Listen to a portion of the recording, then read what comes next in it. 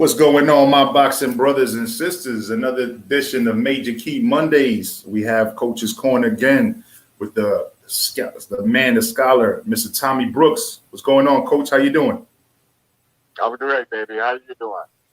Oh, I'm doing well. I'm doing well. Looking forward to talking about this boxing event that pretty much caused hysteria in the YTBC YouTube boxing community, and everyone's just talking about it. Kind of like for a lot of people, it flipped the script, and that's why I want to talk about it. Get some information from your perspective, and kind of dive deep into what exactly happened. And let's try to understand how, if they go into a rematch, what Joshua has to do to even, try to edge it out based on what we saw this Saturday. So welcome again to the panel. Troy, what's going on, brother? How you doing? Oh, bless up and big up, man. Another day, man. We got a lot to cover today, man. Absolutely. Yeah. Absolutely. Shout out to Retro Boxing in the chat. Everybody subscribe to Retro Boxing and Documentaries. And so yeah, man. I mean, you know what, Troy? Go ahead, shoot, man. Set it off. Okay, well, Saturday night or afternoon, whatever time it was over here, everybody saw Anthony Joshua lose to Usyk, and most people were really sick about that, or most people were jumping around and cheering. Me, I tell you what I saw. I saw a champion stick to a game plan that was not working. And every time he attacked the body, it worked. When he pumped the jab out, it worked. But for some reason, he was pawn with it. He wasn't aggressive enough. And as they say la vie to his championship in his reign. But go ahead, Tommy, and Marvin McDowell. What's up, brother? Yeah, just readjust. Something not working, move to the next thing. I always try to have my guys have two plans in mind. If one's not working, you go to the second one. The second one's not working, you go back to the first. Yeah, all right. Now, Marvin, man, you came in at the tail end. We covering the fight from Saturday, the Usyk versus Joshua. Tommy was just giving his breakdown. Go ahead and give your breakdown. Well, I didn't see it. Okay. Yeah, I didn't see it, but I heard Usyk, whatever his name was. I heard he was a pretty good boxer. Yeah, he is a great boxer. No, can't take that away from him. But I didn't think that Joshua did enough or did the things that he should have done in order to beat him. So what do you feel like he should have done? He should have used his jab more. He should have put his punches together more. It looked like to me he was just throwing one punch at a time, trying to catch him with one clean shot. And in a situation like that, you got to put your punches together. He was hitting him with some nice body shots, but he wasn't following up on it. Yeah, Marvin. When he was coming at Usyk, he was basically just pity patting. Throwing one punch at a time. Exactly. He wasn't aggressive at all. Looked like, well, he might have been scared to get tired. Scared he was going to get tired. Yeah, a lot of people are thinking because he got knocked out by Andy Ruiz, and that was pretty much like a major upset, right? Since then, he's been like afraid to expose his chin. He's been afraid to get touched because he used to be more aggressive, and now it's like he's scared. He's scared to engage. Yeah, he was fighting kind of timid, like he didn't want to get hit. Yeah, but credit to Usyk though. Usyk was throwing a lot of feints. So how they say, when you keep feinting and somebody remains tense because they don't know and they're waiting for you to go, it's like the beta fish. You know what I'm talking about? The samurai fish. Like if you put two males inside of the fish tank, and right, they just get so aggressive that they catch heart attacks because they're so tense all the time that they can't live. I'm just saying. Like you were saying before, it looked like Johnson wasn't really in good shape. I think once you get in that ring and things start happening, you start regressing. You know what I mean? instead of doing what you're supposed to do. And if you don't got the right people, if you come back to the corner and people are not telling you what you need to do, you're in trouble, man. Yeah. Now, I tell you what I saw in there. I keep saying that I saw a fighter that stuck to a game plan that wasn't working. And as the fighter, that's what I'm saying. That's why I teach all my guys: adjust, readjust, readjust, readjust. mm-hmm. And that's what I mean by when you come back to the corner. If the corner is not telling you what you need to do, you don't need to be there. Because you're on your own. You might as well listen to the audience. That's true. Because I don't know any of the guys, so I can't say that's what happens. But that's what it looked like. It looked like he wasn't been told anything. Because he went right back out doing the same thing each round. What'd you see in the corner, Major? Well, so what first of all, it's what I heard from the corner, right? They were like really like hyping them up, like, oh, beautiful job. Oh, wow, great. Yeah. Oh, just outstanding, from the corner. And he wasn't doing a good job. So why are you telling him that? And this is why Lennox Lewis said after the first Andy Ruiz loss, like you have to get, the basic trainers can only take you so far. The guy that he's dealing with, McCracken, does a lot of other things. And if he can't put full attention on him, and this guy's he was like the unified champion of the world, at heavyweight, then you might need somebody that can pay a little bit more attention, to be completely honest with you, because they were already transitioning him to get him more used to the boxing. And it looks like he just got left out, all by himself. Just like, hey, just go do it. Hey, you can do it. We believe in you. I don't think that's not real coaching. That's not different things. What'd you say, Tommy? I said saying it and doing it are two different things, Right. And yeah. Okay, go ahead, Marvin. Well, realize if you don't do it in the gym, you're not going to do it in the fight. Right. That's right. Yeah. That's right. Otherwise, you can't depend on doing it in the fight. That's what you're talking about. They come back to the corner, and you tell them to work on such and such and such, and they look at you and say, "What?" You're in trouble. Yeah. Yeah. Based on what I heard in the corner, while I was watching something different from what the corner was saying, I'm thinking that might be what happens in the gym as well. Where they're telling me he's doing a great job and not telling me you need to really focus on this because you're going to lose if you don't do this. Sometimes you just need that. You need that direct message. Hey, you're going to lose if you don't do this. Sometimes not going to do it in the fight. Yeah. Sometimes they feel that he was in a position to do what he needed to do. We only caught some of that, Marvin. Go ahead and repeat what you said.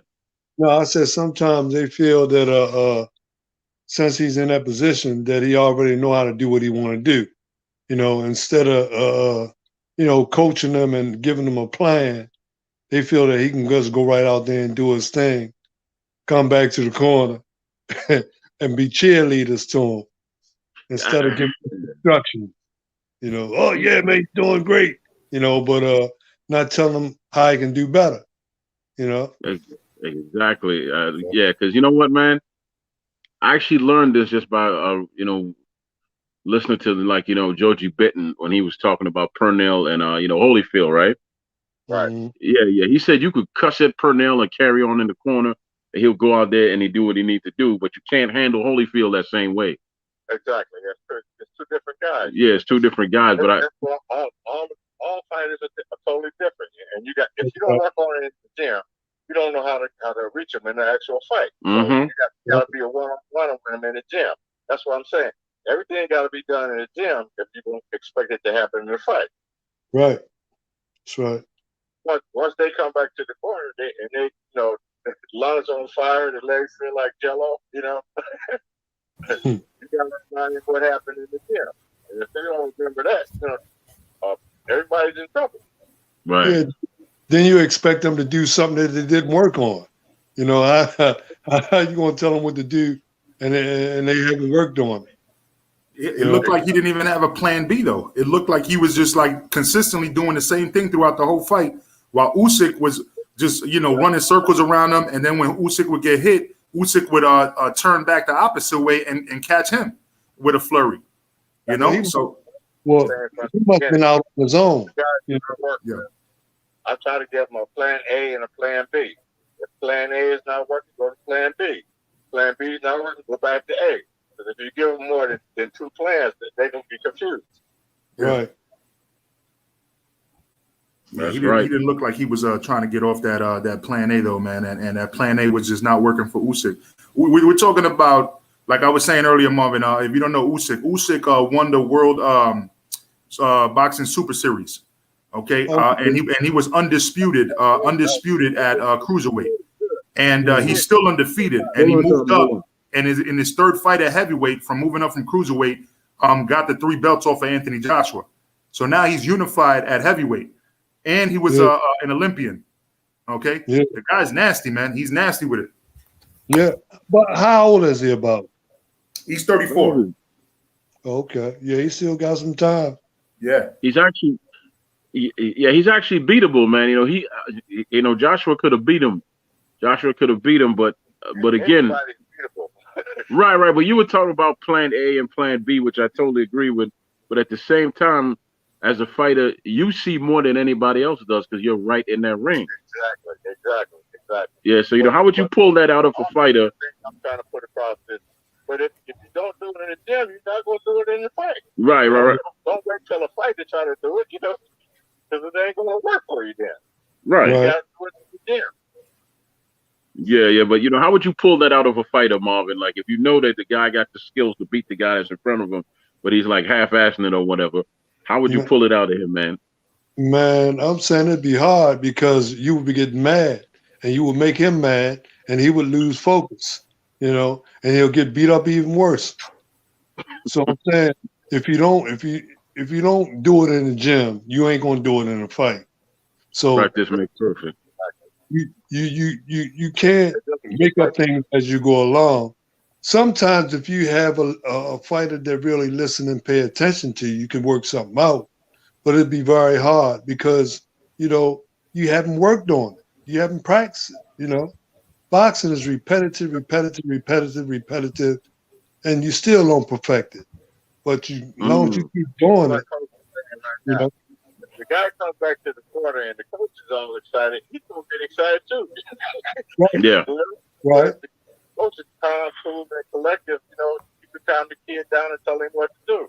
But if you're excited, you get excited too. He said, I must be in trouble, Mm-hmm. Yeah. Okay, so he feeds off you then, is what you're saying. Okay. I think we all need my bad. You jump in right after me, Marvin. I think we all need like a father or uncle or older brother, something like Trinidad, to smack them in the corner when they're not listening. You know what I mean? to wake them up. Remember how Trinidad's father used to smack them? Wake them up and they go out and knock out whoever. Yeah, man. You need a good family member, a best friend, or something like that to smack them. You can't do that. You can't do that now, man. I know, right? I know. That'll cause like all this drama right now, right? Cancel culture. Yeah, but I'm saying if you got a good relationship with the person that you're working with, and they understand, the way you do things, man. I'm saying you can't be brand new when you're out there at the fight. I'm saying everything starts right in the gym. So it would make it real easier, for whatever you do, they know about it, so they kind of adjust themselves to it. Otherwise than that, man, you be looking crazy. People be looking at you like you're crazy, trying to get that stuff right. I agree 100%. That's too true. But I want to ask both of you, because you're both very talented trainers, coaches. I keep hearing this talk about he should fire his trainer and go get Lennox Lewis. As coaches, what do you think about that? Hiring a fighter who has no experience as a trainer to train someone to go ahead and progress or whatever. What do y'all think about that? Well, I got nothing but love for Lennox, but that's a disaster. That would be a disaster. Yeah, because a lot of times some trainers try to get you to fight like they fought, you know, Ah, instead of being able to, adjust or make you adjust to what's in front of you, you know. And that's what messes up a lot of fighters too, because, the trainer is training you to fight like they used to fight instead of taking what you have and adding on or taking away, that make you be able to adjust to it. yeah. Just stop right there for a second. Anyone who's in the chat, anyone who's sharing this, I want y'all to listen to exactly what that man said and what Tommy Brooks is going to follow up and say to him. That's a gem and that's some knowledge right there. Any trainers that might be listening, and anyone who might be thinking about going into training, that was very important what he just said. It's a Go ahead and major finish up, key, bro. Marvin. Exactly. Yeah, go ahead and finish up, Marvin, and then Tommy, you jump in and give your opinion. Yes. Yeah, well, it's just kind of crazy because a lot of times you have a lot of trainers that train that never box oranges, and it's just hard. See, if you get a talented kid that can listen, and a lot of times, when you have a trainer that never boxed or never experienced that, the boxers are smart enough to pull something from other fighters and add it to what they do to sort of make them better, But a lot of times you get these couch coaches, man. They look at fights on the weekend. Yeah, I'm gonna try in the gym. When I go to the gym, and man, that stuff don't work, man. To get these kids killed, man. It's good to have somebody that actually got touched. With the gloves. To listen. Because maybe they can guide you the right way. But like I'm saying, a lot of these couch coaches out here, man, they get these kids killed, man. And then they want to play Monday quarterback. You know what I'm saying? Talking about, hey, they should have did this, but they, we didn't see that or this and this and that. Yeah, they want to pull out all the stops as far as the excuses. Yeah. Yep. Yeah. Tommy, go ahead. You had something to say, so go ahead. No, I was just gonna say it's like just like Coach was saying, when every fighter is a different fighter, so you got to know how to contact that fighter. Like I used to work with Pernell Whitaker. I used to work with Mark Breland. I used to work with Evander Holyfield, Mike Tyson. All those guys are totally different fighters. They got their own, set way of doing things, and you gotta click into that what they're good at doing.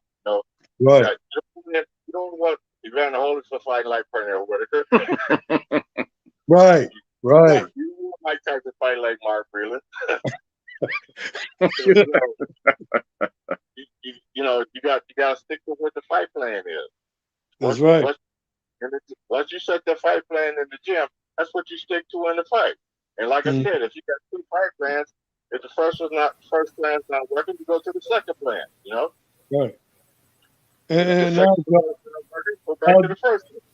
Our jobs as trainers is to counter everything that's in front of this person.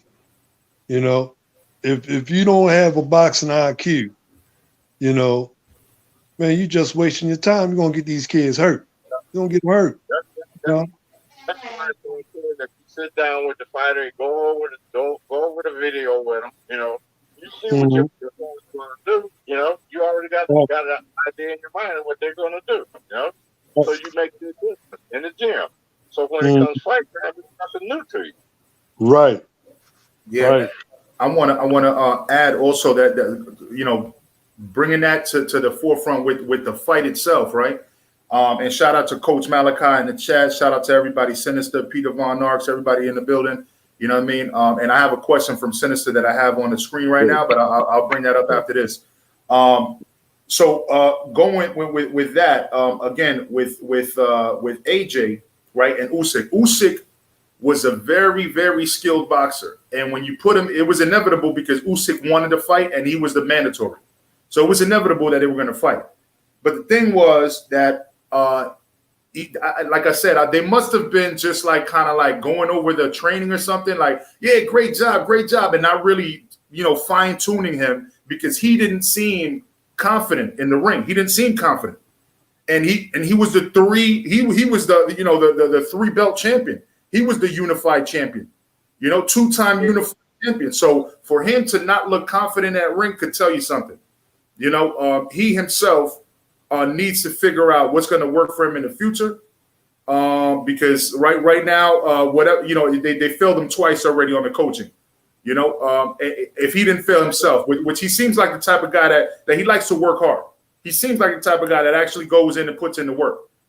So if he's putting in the work, then they're not giving him the right work to practice to get ready for those specific opponents. They're not giving him the right game plan, is what it looks like. What they need to do is come to America, man. Because we got people are saying. That's what people are saying. Yeah. Just like you're saying right now, he's not being fed the right information. Yeah. They clapping and slapping him on the back, telling him, "You're doing great, you're doing great." And he getting his fucking teeth kicked out. What? Exactly. Yeah. From what I understand, the coaches out here are going to be like, "Hey, listen, if you don't want to do what I'm telling you, get the hell out of my gym." Yeah, that's right. That's right. So that's only some coaches. That's only some coaches. You got 2 of them right here. That's true. That's only some.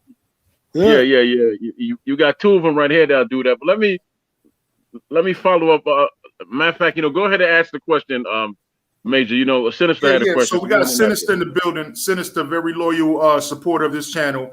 Watches every time you guys are here. He said, "Can you ask them when someone begins training, what is the first thing they should start on?"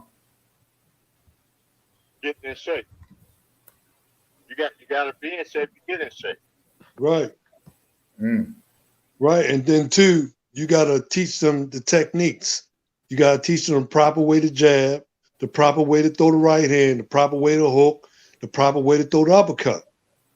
If you don't teach them the proper punches, then you can't teach them how to move with them and do with them. But you got to teach them the proper way to throw each one of the punches first, and then you teach them how to move. First you teach them all the punches.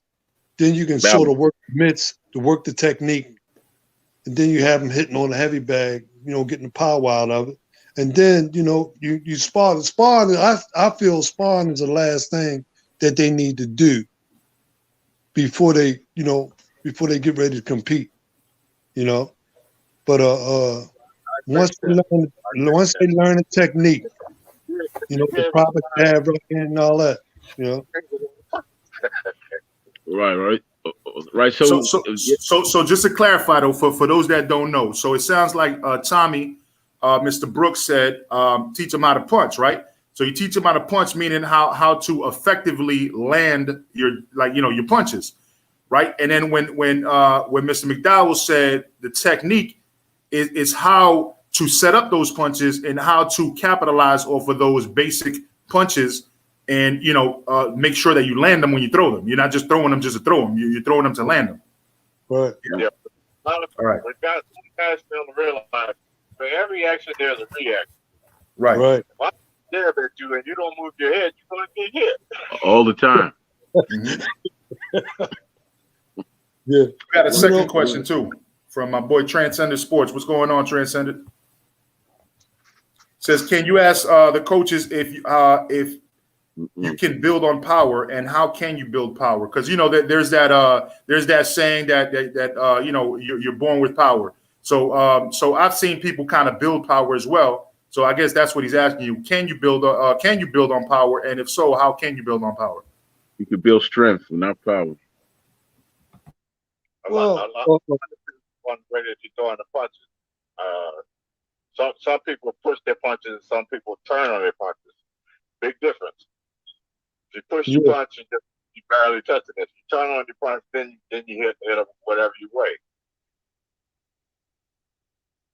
Yeah, but the way I teach the power, you can be strong as I don't know what, but if you don't have the proper technique of stepping in with your power, and then you ain't gonna hurt nothing. So once they learn the proper way to step in with their body, and at the end of the punches, that's where the power will come. but you have to step in with your body. You know, you can't just reach, you know, and throw arm punches and stuff. You gotta step in with your body. Yeah, step where you turn. Right. People don't realize the power comes from that whole side of your body. Okay. You just using your upper body, nothing. You gotta use the whole side of your body. Okay. Now, do me a favor. Go ahead and break down the difference between strength and power, because I was always, led to believe that power is a gift from God, but strength you can build. Strength is the same thing. In essence, to me, it is. It's the same thing. Yeah, but I'm saying it's all about the technique too. I done seen some guys, man, built like Hercules, man. But they don't have the proper technique of stepping in and moving, you know. They just big and strong, you know.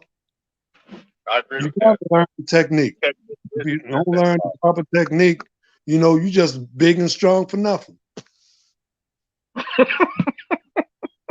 No, I'm serious.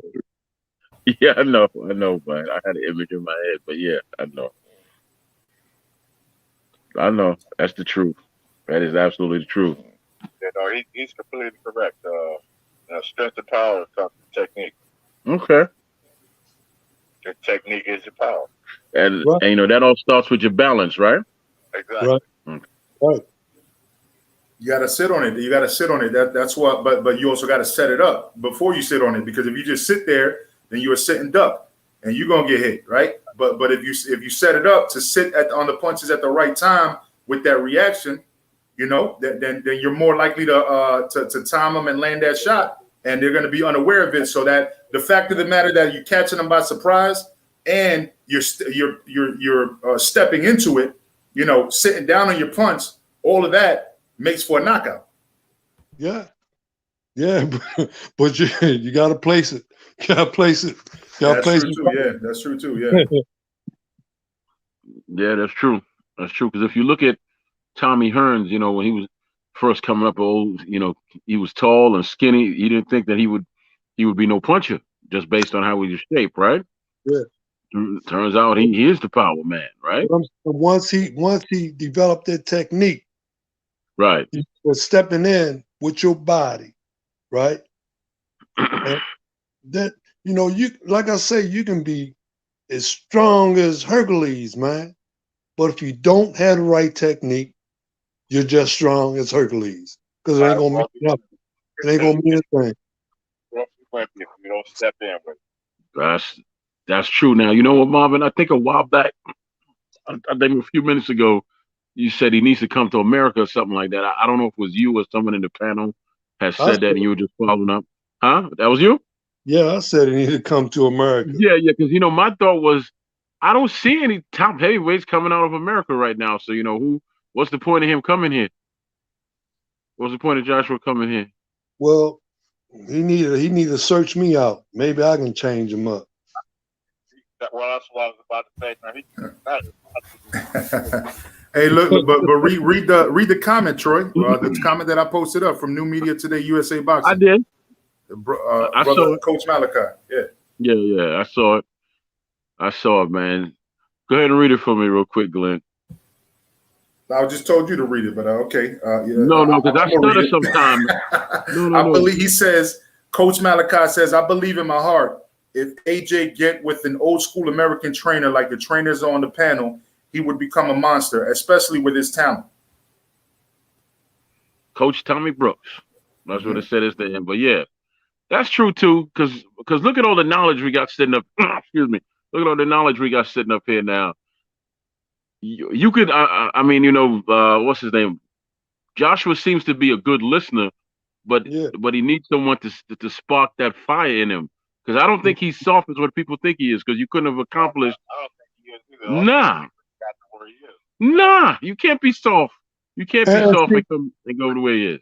I wouldn't change him. I just would add on to what he had.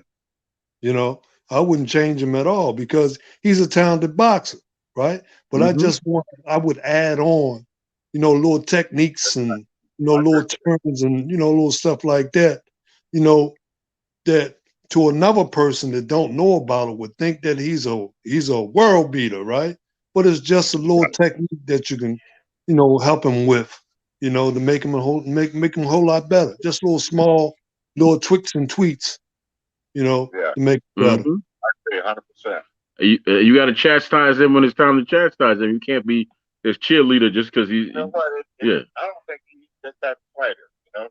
I met him. I met him a few years ago. And he seemed like a real nice kid. And he seemed mannerable. And he's acceptable to good instruction. Yes. But you never know until you get him in the gym and see what he can do. Yeah. Like someone like you, who's very firm and very focused, has a lot of knowledge. He would be great for him. If you can't get Tommy Brooks, there's Marvin McDonald right there. Marvin, look, all I need is a shot, man. That's all I need is a shot. And I can change him, man. I got, for real. Thanks. Yeah, I got, all right, we got about 45 years of experience in this thing, man. That's right. We got a guest right there who's just dying to talk to both of you. We got Mr. Sinister. Yeah, thank you, Jen, for coming on, and it really means a lot hearing advice coming from you guys. So what are some exercises you could do to learn how to slip punches better? Yeah, well, the average person that duck don't use that, they use their back. You got to use your knees. You can use your knees like springboard. But the average person use their back. And they cramp themselves all up and bend it all over and crazy and stuff. But it's just, you got to use your knees like a springboard, man, like boom, real sharp, no, not squats, but little bends, but not your back. Use your knees. And you can get out of the way of a lot of stuff. Use your knees, not your back. All right. Thanks, Coach. Appreciate it. Troy, Major Key, thank you guys a lot. No. Hold on, Sinister. Go ahead, Tommy, because I think you want to jump in and answer this question too. He's right. Use your knees, use your waist, use your shoulders. Just move it. What about you? Side to side. What about your eyes? What? Your eyes. Your eyes are always focused on your target. If you side to target. Mm-hmm. No. I was just saying that because I remember being in the gym with you, Marvin. You were teaching somebody that every time he kept looking down. He kept looking down. Yeah. If you look down,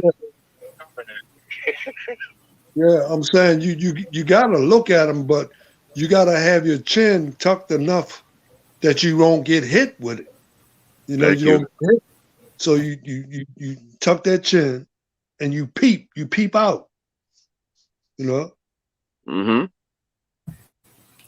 What do you guys think is the best defensive style? Because we've obviously heard of many different type of defensive styles, right? And I'm not saying overall because through different fighters are going to change, make you want to change the way that you try to defend yourself. But overall, what do you think is the most successful style? Look, the one that works for you. Boom. Thank you. So I figured y'all were going to say that.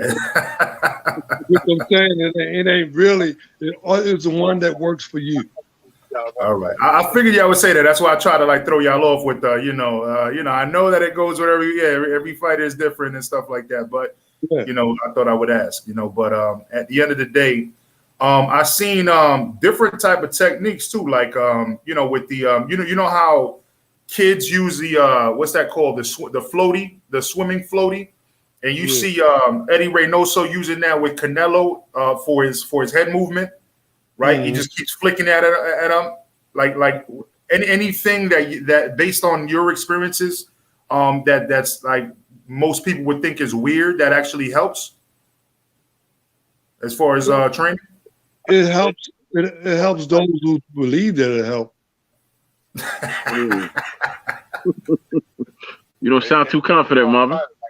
No, what I'm saying, people, they develop all this little crazy stuff, man, and it's real simple, I'm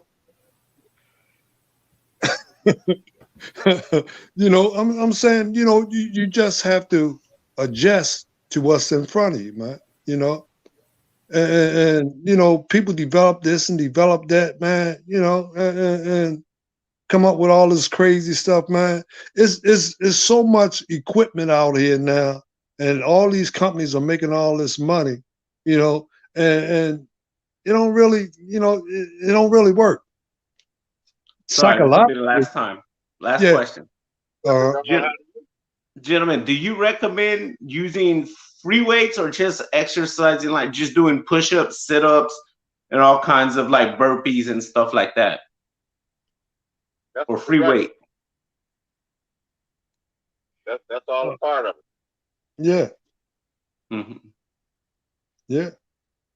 Well, yes, a lot of times, man, doing all this stuff, man, like cross training and stuff like that, it only psychologically make you feel that you've done more than the next person that you're going to compete against, man. And a lot of times you leave all that crazy stuff in the gym, man, along with all your energy and everything else. Because a lot of stuff is psychological. You think that you're doing much more than the next person. And a lot of times, man, you just be burning your damn self out. And you leave all your fight in the gym. What you should be working on. Working on how to move your head. Working on how to get out of the way or something. Yeah. Working on how to throw the punch. Right. Okay. Yeah. Okay. You know what? That was a good question about the weights. How often should a fighter, lift weights? It depends upon the athlete, you ask me. Okay. Right. Holyfield did it. Cornell didn't do any weights. Mike McCallum didn't do any weights. And I don't recommend weights, because most of them are already strong, man. And then too, when you lifting weights, man, it takes the straightness out of your punches, man, because you kind of bulk you up. And you can't even throw straight punches no more, man. So I think Sinister asked about the free weights because he want to know. So if you're doing free weights, right, then you're gonna want to add some beef to your diet. So is Mexican meat allowable? Look at this smile. Look at this smile, man. Now that's a great dude right there. I love my brother right there, man. But I'm saying, as far as diets, though, I was going in that direction. I decided to joke about it, but honestly speaking, so if you're doing free weights and a lot of work in the gym, muscle building, but like you said, Marvin, a lot of them come in strong anyway. So maybe you're just making them leaner. So is that something that you really need to pay attention to as a trainer? Like as far as like their diets and what works with what activities they're taking on? My thing used to tell me, you are what you eat. If right. you eat garbage, you're going to be garbage. If you eat good food, you'll be a good fighter. And that was from Archie Moore. Ooh, okay. Yeah. Man, you gotta share some of them stories. Ooh. You are what you eat. All I can say, you are what you eat. And see, that's why a lot of these guys, man, have problem making weight. Exactly. They go to the gym and they take it off. They go to the gym, take it off. They go back home. They do it again. I'm saying it's like going back and forth instead of learning itself and learning what puts weight on and what takes weight off. They keep doing it like a seesaw, going back, going forward, going back, going up, going down, going up, going down. And they're not really prepared, for the fight. Because they concentrate on making weight instead of concentrating on the skills and the way to win the fight. Most of these fighters are concentrating on weight, making weight, and they feel good when they make the weight. But then when they make the weight, they don't have the energy to finish the fight because they did all that work getting the weight off. Exactly. Right. I agree with that. Okay, now Coach Malachi got a statement. He says that most heavyweights need to be like, Clubber Lang from Rocky, mean and nasty, We ain't got time for that friendly stuff, once you sign the contract, your enemies. What if you meet another mean and nasty fighter like you? What you gonna do then? I don't know. You gotta have skill. Yeah, you gotta. That's right. Don't So scare you him. being mean and nasty don't mean a damn thing, man. You know, if you ain't got no fighting and you don't have no skills, you just a mean and nasty guy. That's it. Yeah, and go get your ass whooped. Yeah, that's right. Yeah, that's true. Now, you know, I'm going to take it back to Joshua and Usyk. Usyk is viewed as the faster fighter. I've always heard about timing beats speed. So why don't y'all break that down as far as the whole timing beats speed thing? I think, me personally, I think it depends upon the fighter. You know, Right. I feel the same way. You have speed, but it's all about timing. Because if you have speed, but if you ain't hitting the target, it don't mean nothing. You know. Right. Right. You know, speed and accuracy. You're not accurate with your speed. You just speedy. Exactly. That's it. Right. And speed needs space, doesn't it? What if you close a space between those two? You know how? Yeah, you know how exactly could you utilize all that speed if you don't have enough space to use it? Yeah, well. That's why I have some guys up close to the bag. Some guys have to step away from the bag, have arms up to the bag. Because there's different ranges in an actual fight, so you got to be able to make the adjustment. Right. You got to learn. What I was saying before, you got to learn how to adjust, readjust. Right. Nobody in their right mind will stand there right in front of you. I'm glad. I'm glad you said that because I think we discussed this before with me and you, Tommy. Not so much me and you, Marvin, but the whole fancy pad work where the guys just standing there. Man, that's great. That's Thank you. great. Go ahead, Marvin. Go ahead. Tell it. Nah, man, I'm saying, see, the way I work the mitts, right? I work the mitts as if you're actually boxing someone. You know, go forward with it, go sideways with it, go backwards with it, you know, pressure, you know, combos, stepping to the side, stepping around. It's like I'm moving as if I'm actually boxing that person, you know? And a lot of people don't have that. If I'm saying if you never box, you can't do that. Exactly. Yeah. Right. And I'm taking a step further. If you don't have your hands up, you smack upside the head with a mitt. Mm-hmm. Right. That's how you know. Wow. Okay. Get your hand up. You know. Yeah. If I can hit you with this big mitt, what an 8-10 ounce glove gonna do? You know. Yeah. I gotta come to the gym and get some footage of you in the ring, man, Marvin, because you know that'll give them a better idea of what you're talking about when they see it. Yeah. Well, you know, there's some stuff on YouTube with me training. You know, some kids. You know, and I'm saying it's actually like, man, I get a workout out of that myself because it's like I'm actually boxing this person, but I'm not punching on them, right? But I'm, you know, slipping and moving and ducking and coming forward, going backwards, stepping aside, turning, you know, and it's like I'm actually boxing them, you know. But I'm saying, if you know, right, you're actually for yourself, you know, right, and see a lot of people counter everything that you do, right, and I see a lot of people when they teach them, they don't teach them how to use the ring. The average person get out there, man. When they boxing, they boxing from corner to corner, corner to corner, corner to corner. You know, they don't know how to use the ring. You know, they on the ropes, they in the corner. They never know how to get into the center and control the center. That's another thing with Joshua the other night. You know, it seemed like he didn't know how to cut this guy off. You know? Ooh, good. Just following me. Exactly. That was a great point. But go ahead. He was just following him around. I didn't see him trying to cut the ring off. Cut him off or nothing, you know? No. He was not. He was just. That was a great point. That was a great daggone point. And at this stage in his career, you figure he should know how to do that, right? Yeah, but it seemed like he didn't want to take a chance of getting caught. When he go back to the corner, corner should be telling him that. Why are you following this guy? Cut him off. You know what I mean? Mm-hmm. The corner didn't do their job. You know. Is that the people that he started off with? Yes, sir. It is? Yes. Damn, they must got too relaxed thinking that he can automatically do things without them telling him. Tell that. They think he's a better fighter than what he is. Right. Why don't you go ahead and expand on that real quick? Once you become champion, you are the best. But you got to stay on top of your game in order to stay champion. There you go. There you go.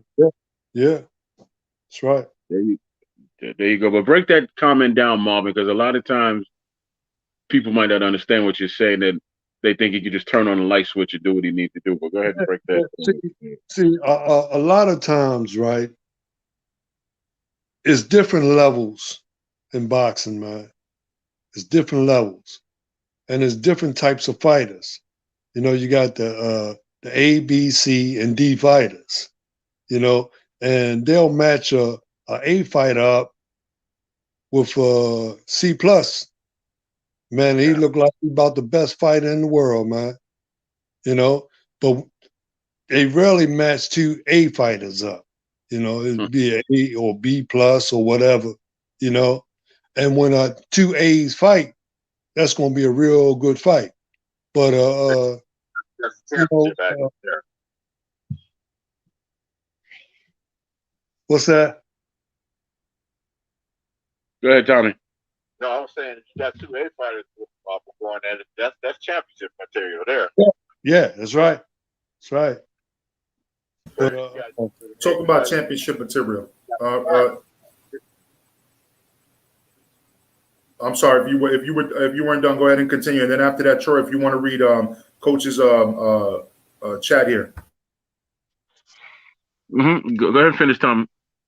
No, I was just saying, if you got an A fighter fight another A fighter, that's a championship fight. If you got an A fighter fight a C fighter, that's some garbage. You know, that you know, that's no fight really. You know, right? That's another one. All right, I got a comment here from our brother Coach Malachi from New Media Today Boxing. He said, ask the coaches what type of mentality a talented fighter must have in order to become a champion. I think that he's already a champion. You got to do. If you're gonna be a champion, you got to act like a champion. You got to walk, talk, eat, drink, sleep, everything. If you're gonna be a champion, you got to be that man. You know.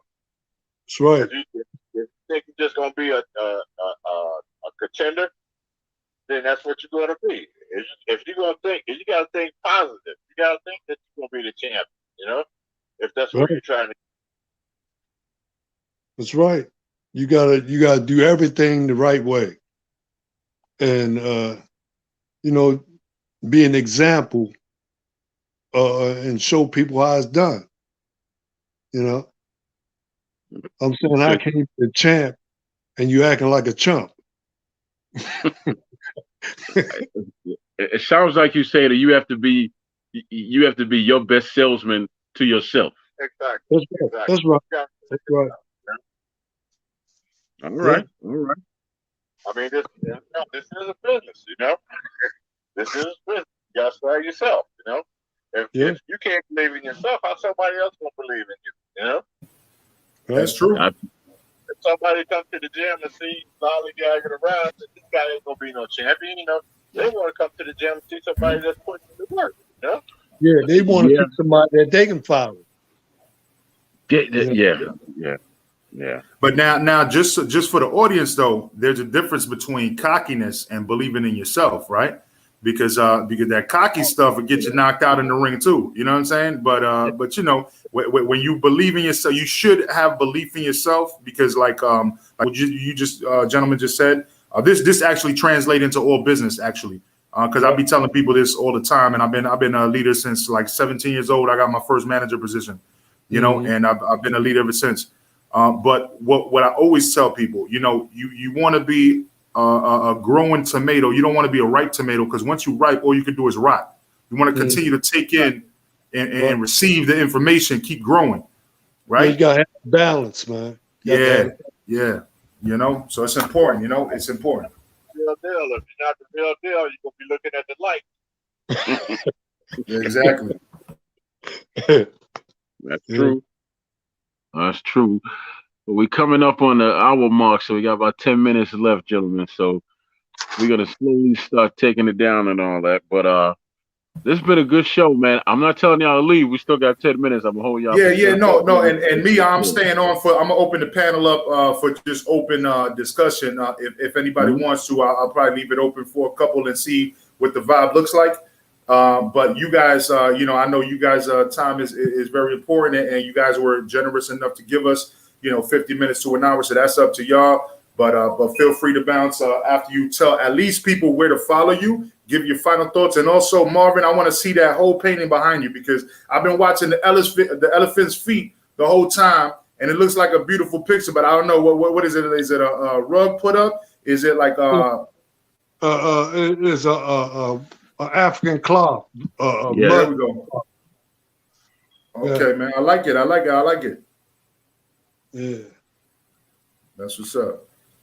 Mm-hmm. That's the type of the artwork that you find in Harlem. Yeah, you know what I'm saying? You got this from Africa, though, man.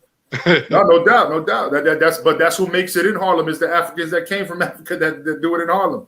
You know, man. There's only a few places around this country that you'd be able to find that. That's why I say that. Yeah, I got a question for both of y'all now before we close this out. Where does he go? This is Anthony Joshua. Where does his career head now if he takes another loss from Usyk? And you know, and where does Usyk go if he wins the rematch? Well, I feel that Joshua can beat him, man.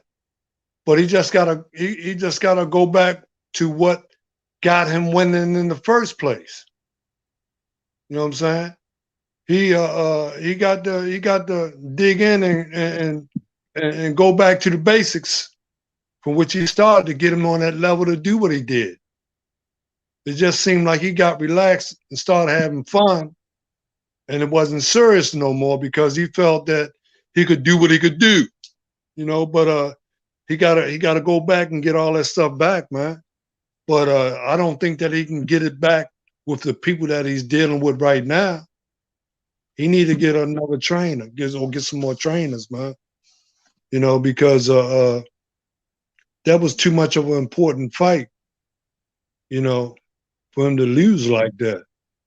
Well, you never know, man. He might have a head trainer right here on the panel, you know, an assistant trainer as well. So you never know. Yeah. You never know.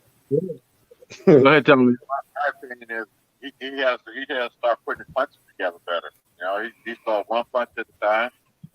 He wasn't cutting the ring off. He was throwing some nice body shots, but he wasn't following up. You know, he just thought one punch, that one shot, and that was it. Looking to see what the outcome was going to be. You know, put your punches together, get him out of there. Right. But as a trainer, you know, what would you tell him if he loses the rematch? Find another career. Seriously? I mean, the guy's been champion of the world. You know. Yeah. If you lose the title, then you lose it again. You know, find something else to do. You know. Yeah, I think he got a nice swing for golf, man. You know, that's hilarious. Like get on the PGA tour, man. Come to America, man. Start playing golf or something, man. You won't be hurt in that. You know.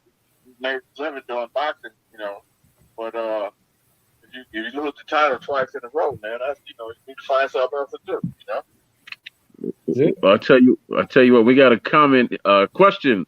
I believe the brother's name is Peter Van Ark. He said, ask the coaches what is the best way for an orthodox fighter to position himself against the southpaw. Don't stay in front of him. Exactly. Don't stand in front of him. A lot depends upon, you know, who's in front of you. You know, every fighter is a different fighter, and everybody got different styles. So you gotta know how to adjust. That's what I'll be saying all the time. Adjust, readjust until you get in the position you want to be in. And that has to do with not staying in front of them too, man. Yeah. Because it's like he got two hands to your one. Yeah, man. I have a final question because it's the second week of Hispanic Heritage Month, right? So, all fighters are great from all across the world. You know, whether you're from Ghana, Japan, America, Mexico, wherever the hell you're from, it's a great sport. We love it. But for the sake of Hispanic Heritage Month, who would you say is your favorite Hispanic fighter of all time? Each of you. Roberto Duran. All right. Let's see. Yeah. I was in love with the Roberto Duran when I was coming up. Yeah, man. I'm serious. Duran was a man, man. Okay, so we got that. That's a lot of people's picks, though. Yeah, man. That's why we were doing like just like kind of educating people on older fighters and stuff like that. But no matter what, Duran's name comes up. No matter how much work we do, everybody always mentions Duran. He was a monster, man. He was a real monster. With him, you better pack your lunch, baby. Yeah. I'm gonna go with Johnny Tapia, gentlemen. That was my favorite Latin fighter right there. Johnny Mi Vida Loca Tapia. That was my guy. But he was crazy as I don't know what, man. Hey man. Hey, but Tommy and Marvin, tell everybody where they can find you. Outside of Major Key Boxing, and we're gonna close it down. Well, we're not gonna close it down, but we're gonna jump in, I guess, to the open panel part of the show. But go ahead and tell everybody where they can find you. You can find Boxing Brooks at AOL.com. Okay. You can find me on Facebook, Umar Marvin McDowell, Instagram, Umar Marvin, Twitter, let's see, what's it? Marvin McDowell on Twitter. All right. And stick and stay right here because we got a legend in the building. We got old Myron Mingus right here, aka Sugar Ray's nephew, right? He's from Boxing Logic United in the building, yeah. So I mean, just before y'all exit, let him. That this brother shares our videos. His brother's been a family to the panel here, so we got nothing but respect for him. You know what I mean? So let him get his bars off before y'all leave. Just let him get a question or two in. Why he walked away? Look at him. He just walked away. Look, like he embarrassed. Look, he's blushing. He's blushing. Look, he's blushing. Look. No, he's blushing. What's up? How you doing, Mr. McDowell? How you doing, man? How's everything? Great, sir. We was on Jerry Cooney getting them two all started up. Yeah. Yeah, man. Say what's up to Tommy Brooks too as well. Mr. Brooks, how you doing, sir? I'm good, champ. How you doing, baby? Well, sir. Peace and pugilism to all. Yeah. I was on Lady Shan's earlier, chopping it up. Of course, you two men be excellent coaches or trainers. But I'm trying to put that aside. Y'all just mentioned y'all up for the job, of course. But here's my thing. Do y'all think if Joshua and Lennox Lewis can make amends for the little beef they've been having going on, Lennox Lewis can help Anthony Joshua turn this thing around? I don't think Lennox is a teacher. Yeah. Lennox is not a teacher. Why? Lennox is a fighter, but not a teacher. Okay. Because I've been running they ran a poll. I put a poll up there earlier. What'd you say, sir? I said I could be wrong. I think Lennox is a fighter. He's a great fighter, but he's not a teacher, though. Right. Maybe I feel the same way. Say that again, sir. I feel the same way. See, most great fighters don't become great teachers. True. Good point. Because perhaps it's communication. Not so that everything was all on them. They never really paid attention to the trainer because they were the stars. You know, a lot of times they might can say things that they did when they was boxing, but as far as teaching, you know, it'll be hard for them to teach because a lot of time they feel they had that natural ability and they can't put it in words, giving it to somebody else. Do you think it's something somewhat of a, my bad, Myron, I just want to throw it in the mix and you could respond to this as well. Do you think it's more like a competitive nature though? Because, oh, we got an ex-champion and now, you know, there's this other champion and really, you know, it's kind of a competitive thing as well. Yeah. When having John, I don't think I could see that. Look at Archie Moore. Archie Moore, greatest knockout artist that ever lived. You know, he taught me everything that I know. Yeah, he also was a great boxer. Exactly. He's the greatest knockout artist ever. You know, I think what he got 136 knockouts. Yeah. Yeah. Okay. Don't he hold the record for the most knockouts? Yes, sir. Yeah. Yeah. Do y'all think also, another thing I've been talking about, I've been telling everybody, Joshua arms are too heavy. They're too built with bulk muscle.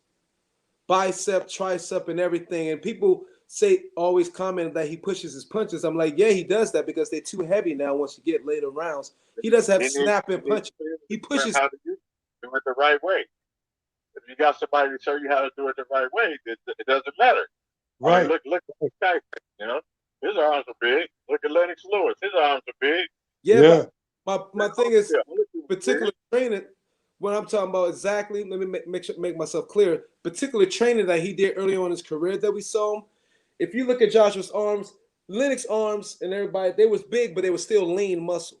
Joshua has a lot of bulk muscle there. Like he did. Well, he took some of that bulk off with his last fight. He did. Yeah, he took a lot of bulk off. But he used to do a lot of muscle building type of training. And I think it threw his body. Huh? That's it right there.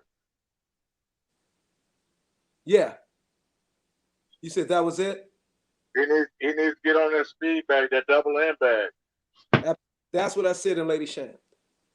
And he needs to run a lot and shadow box when he runs.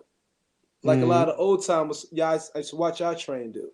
It was like, well, how can he maybe lean down on hands, lean down the arm muscle, bulk muscle? Because it's like muscle building muscle. It's not fighter muscle like Lennox had or those other guys. Yeah, he got that. That's when it gets heavy for him. He can't keep him up. It didn't look like he's pushing his punches. About 6-7 rounds, he's pushing punches. He's not snapping. I was like, because his arms are too damn heavy. Look, that goes back to what I've been saying all along. Look, if you can't do it in the gym, you're not going to do it in the fight. You know? Right. That's right. Whatever you do in the gym, what you're going to do in the fight. Yeah. I think that you think it seemed appear for another point I brought up. People were saying, well, yeah, it's only 2 losses. It's only second loss, but it's the second loss amongst his last 3 opponents. See, people are not looking at that. It's his second loss amongst his last 3 opponents.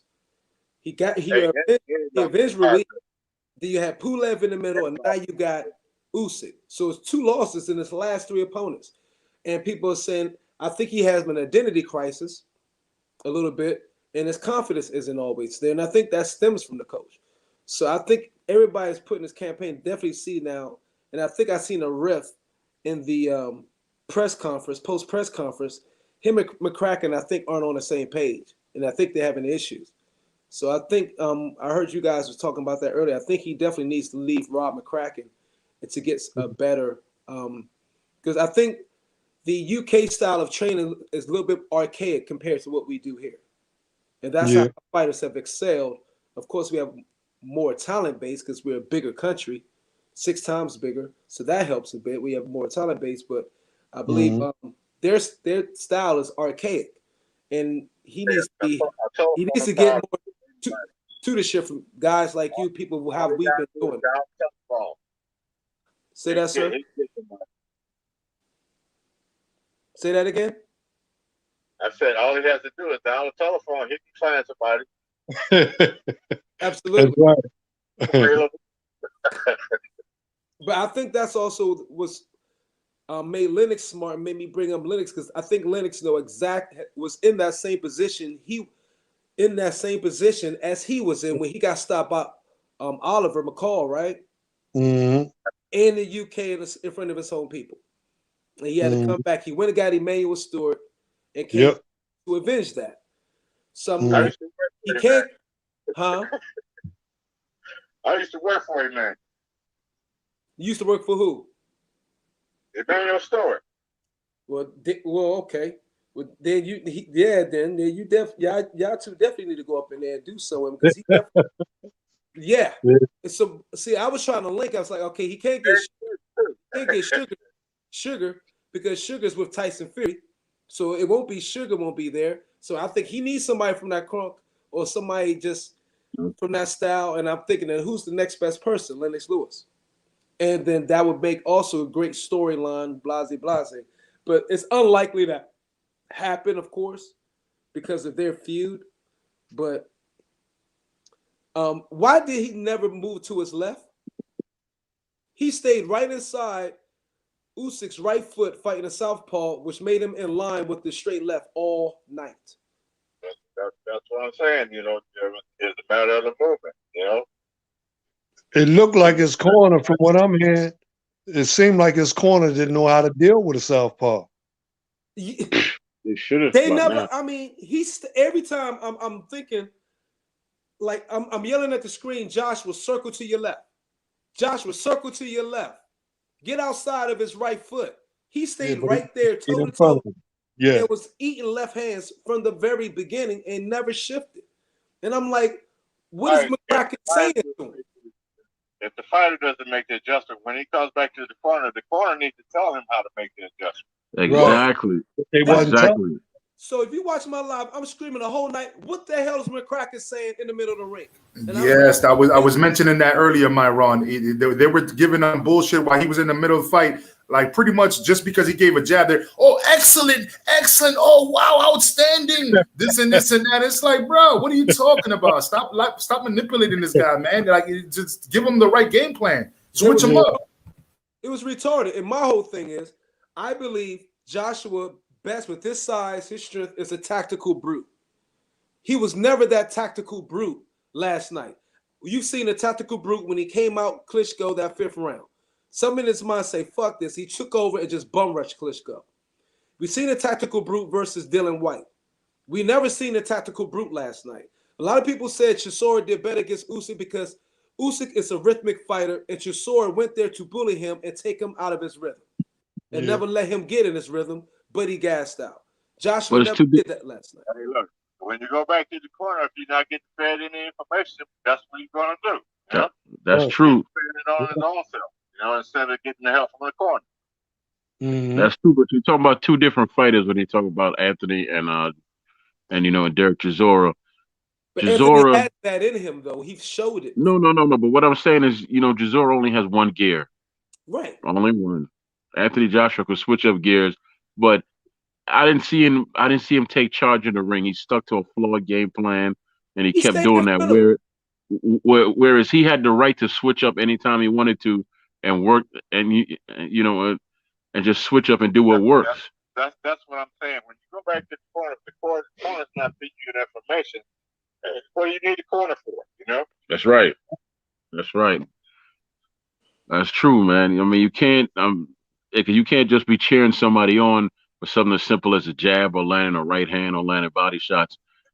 And those guys ain't getting paid pocket change either. No, man. Because no shit. No. You gotta earn your money. They're going right, because greatness comes from what? Consistency. That's where greatness comes from. So we don't got no time for anything else. But Myron, thank you, gentlemen. Thank you. That all depends, man. Y'all want to stick and stay, or I'm out, bro. Okay. We're gonna shut it down. We're gonna shut it down because I got a nice New York strip waiting for me. So I'm gonna go tackle that New York strip that's waiting for me. Peace and peace, gentlemen. Thank you for having me on. Yes. Thank you for hopping on. Thank you for hopping on, Myron. Everybody follow Boxing Logic United. That's the bro right there. You already know where to follow Marvin McDowell. It's Coach Sammy Brooks. Troy Graham, you know what I mean? And Major Key Boxing. I appreciate all you brothers and sisters being here. Y'all have a great night. Okay, bro. Right. All right.